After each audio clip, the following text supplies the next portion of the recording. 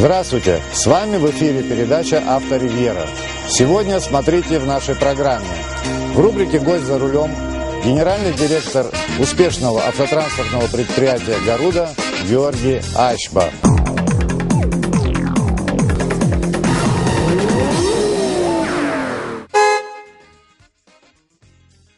Георгий, на сегодняшний день ваша транспортная компания сегодня самая крупная, самая развитая. Мы хотели бы узнать, каких успехов вы добились в перевозке пассажиров. С огромным удовольствием. Все, что вас интересует, я готов вам рассказать.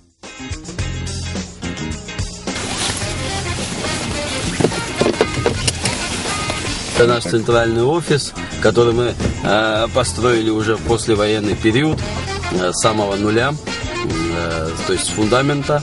Это гордость нашей компании, гордость наша гордость, потому что, во-первых, как вы видите, оно все сделано в желтом цвете, в цвете такси. Да.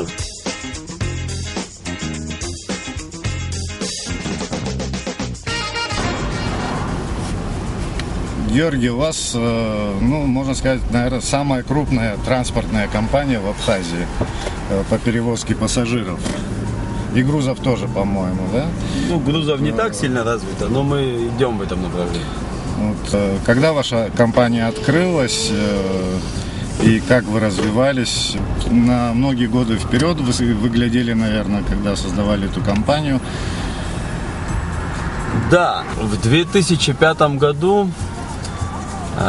27 июля, была зарегистрирована ООО «Гаруда Экспресс». Задача с первого дня была в том, чтобы создать хорошую, мощную и перспективную компанию на много-много лет. То есть, как обычно бывает, что бизнес делает для того, чтобы просто сейчас заработать, и достаточно на этом. Мы такого не делали. Мы всегда работали на имя, всегда работали на качество, и чтобы наши граждане любили нас и хотели с нами ездить, пользоваться нашим такси, нашими услугами. Было много очень проблем, но мы старались как-то бороться с этими трудностями, выживать, так сказать. Вы знаете, я начинал с того, что после уже на тот момент 2 высших образований я подошел к своим родителям и говорю, слушайте, образование это хорошо. На тот момент я работал преподавателем английского языка в школе. И получаю зарплату 800 с чем-то рублей, я уже точно не помню. Естественно, я говорю, эти деньги, они просто никак не могут удовлетворять меня как молодого человека, который, хочет развиваться, да, а не топтаться на одном и том же месте пожизненно. Есть сосед, который в тот момент работал в такси на рынке. Мне помог там обосноваться, там кто-то продавал свое место, так скажем, место своей работы. И я купил у него за 3000 рублей, сегодня помню, за 3000 рублей купил это место и стал понемножку таксовать. То есть, после того, что я стал таксовать, одновременно преподавая в школе, я понял, что на этом деле можно как-то заработать. По крайней мере, начать жить лучше, чем на тот момент мы жили. И, соответственно, пришла идея создания компании такси, которая будет отвечать каким-то более серьезным требованиям, чем просто таксист, который стоит на улице, у которого нет ни обязательств, ни ничего такого, да, так скажем. И создали мы эту компанию, работали в начале 2-3 человека нас, понемножку. Я помню, на первый вызов мы поехали на 3 машинах. Для нас было это счастье, что поступил наконец вызов, что все пошло. Оказался мужчина. Я очень этому обрадовался, потому что, первая мужская нога. Вы сказали, выбирайте, какая вам нравится машина. Да. Он говорит, я за 3 платить не буду. За что 3? Зачем 3 машины? Я говорю, не надо платить за 3, заплатите за 1, и мы будем счастливы вас отвезти. Как-то так это все происходило. Первый заказ, И постепенно вы развивались вот до таких... Да, то скатывались, то развивались, то еще что-то. Вот. Ну вот в итоге пришли к тому, что пришли. На сегодняшний день наша компания уже давно вышла из рамок такси и является компанией, которая занимается не только перевозками такси, а занимается трансферными перевозками пассажиров. Трансферная перевозка – это когда пассажир, ну то есть не пассажир, а турист, там, бизнесмен, неважно в каком формате этот человек приезжает на территорию Абхазии, заказывает, чтобы его встретили в аэропорту, на ЖД вокзале там Адлера и привезли в пункт отдыха, в пункт размещения на нашей территории. Вот. У нас есть огромное количество туроператоров, основные туроператоры, которые возят в Абхазию людей, то есть основное количество этих туроператоров и самые мощные, они сотрудничают с нами по договору. Мы встречаем их пассажиров на вот этом ЖД и аэровокзале Адлера и везем в пункт отдыха. Соответственно, эта услуга, она должна быть на очень качественном уровне происходить, потому что это турист, это требовательный пассажир, это человек, который ничего не знает, если он в первый раз заезжает в Абхазию, ничего не знает о нашей стране. И так есть определенный страх у него, потому что он как бы едет в первый раз. Да, когда мы едем в любую страну, первый раз мы как-то все равно дискомфорт испытываем. Первое впечатление очень значимо. Вот с такси, наверное, с транспорта. Да. И оно как раз зависит от нас в этой ситуации. И мы, естественно, пытаемся и делаем это на максимально высшем качестве, потому что от этого зависит не только имидж компании Garuda Express, от этого зависит первое впечатление о нашей стране. Какие у вас вот критерии отбора и требования к водителям? Да, наверное, опрятный внешний вид обязательно. Да, конечно. Чистота в машине тоже сопутствует. Конечно. Вот в первую очередь, как только человек приходит для того, чтобы устроиться к нам на работу, мы, естественно, смотрим на него самого. Первое – это сам человек. Если мы видим, что этот человек даже пришел устраиваться на работу в неопрятном виде, ну, понятно, что он и дальше из него уже ничего не выйдет. Если он прошел первый, так скажем, фейс-контроль, то дальше уже идет его машина. Посмотрим, в каком состоянии эта машина, ну, на помытой ли машине приехал. Да, мы все понимаем, что дороги у нас, ну, как бы не совсем чистые, да, поэтому машины пачкаются часто и быстро. Но, тем не менее, их можно мыть, их можно приводить в порядок. И если человек этого не хочет делать, значит, как бы, тоже проблематичный человек. К большому сожалению, у нас нет такой практики, как рекомендательные письма, рекомендательные. То есть мы не можем набирать людей по рекомендациям. К сожалению. Ну, наверное, вы как-то их все-таки прозваниваете, да, как говорится. Бывает, узнаете, да, мы стараемся как-то узнавать, да, как-то узнавать стараемся, но, опять же, наш менталитет, вот этот вот кавказский, абхазский, он не дает даже тому прежнему работодателю говорить что-то о нем нехорошее, даже если ему что-то не понравится. То есть, если быть честным, то в основном приходится переваривать все ошибки своих сотрудников уже на себе. То есть мы их берем, видим проблемы, расстаемся. Ну, как испытательный срок. Да, испытательный срок. Не видим проблем, очень счастливы, потому что найти стабильного, хорошего сотрудника — это у нас как бы золото, и мы держимся за каждого такого человека и стараемся их поддерживать во всех их начинаниях. Какие требования у вас по безопасности? По безопасности детей предлагается обязательно детское кресло, да, и подается, дети едут в детском кресле.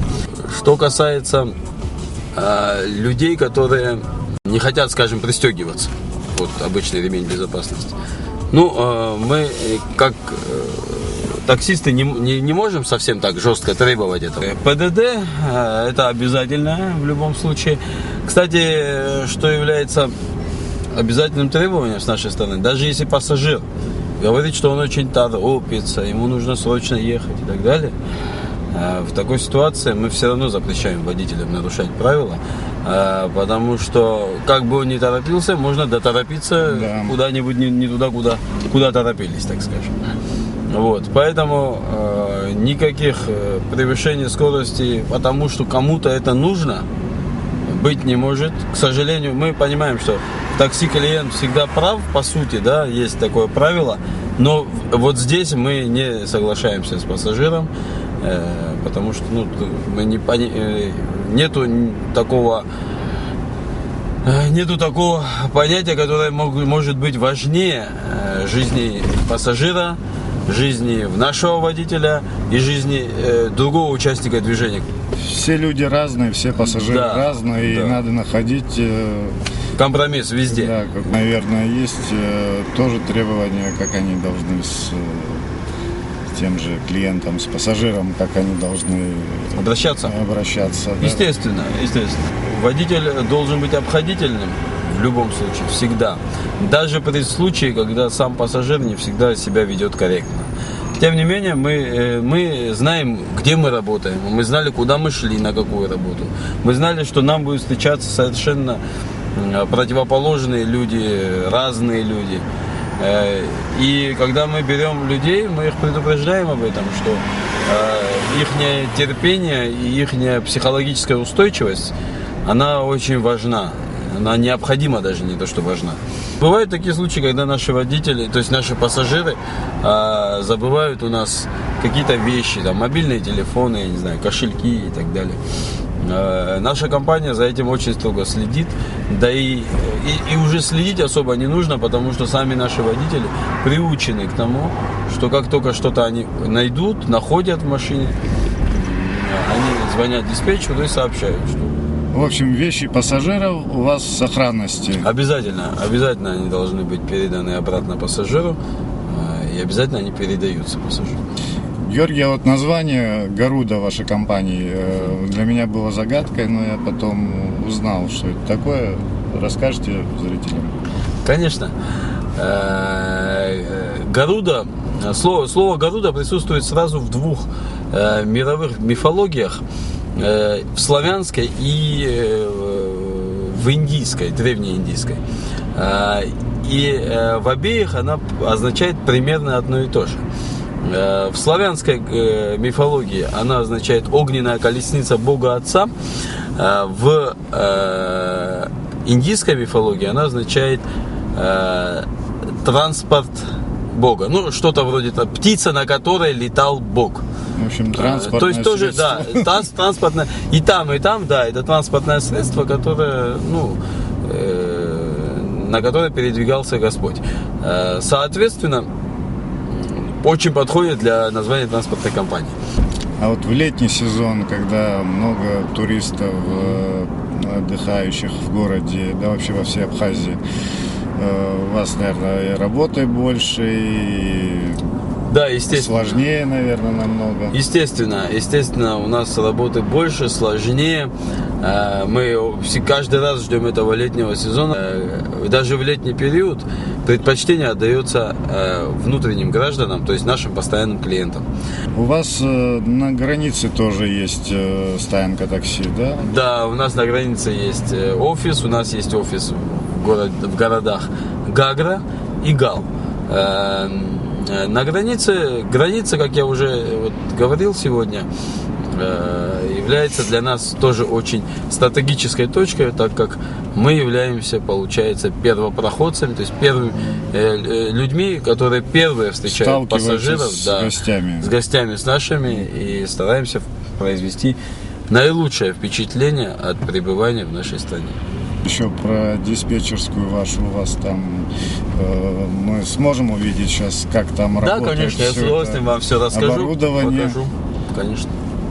У нас стоит уникальная для Абхазии программа, которая позволяет нашим операторам принимать и затем проводить заказы очень быстро, качественно и подавать нашим пассажирам ближайшую к той точке заказа машины и за счет этого сокращать время ожидания пассажира.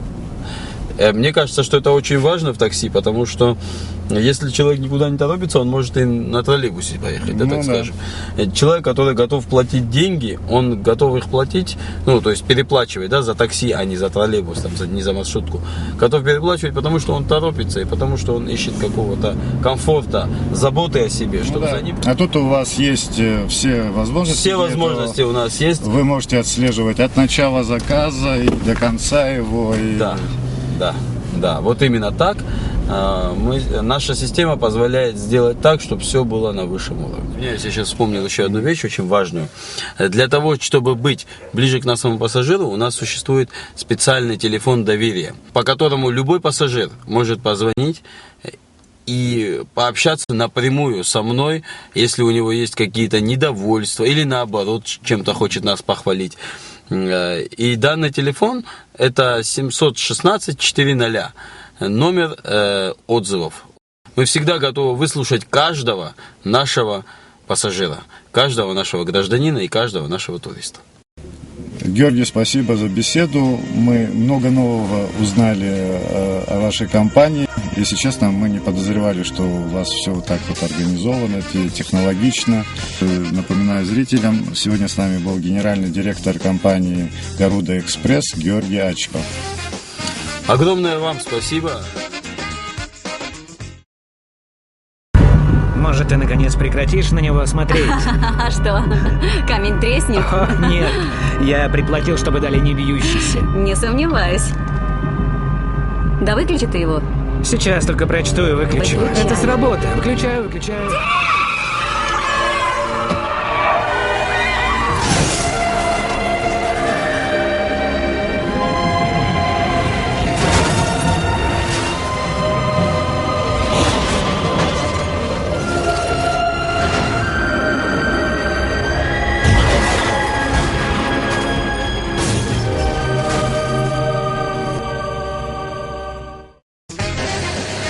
Дорогие телезрители, присылайте нам интересное видео. Передача «Авторивьера» сегодня подходит к концу. Вам осталось посмотреть подготовленную нами подборку видеороликов. Смотрите, делайте выводы.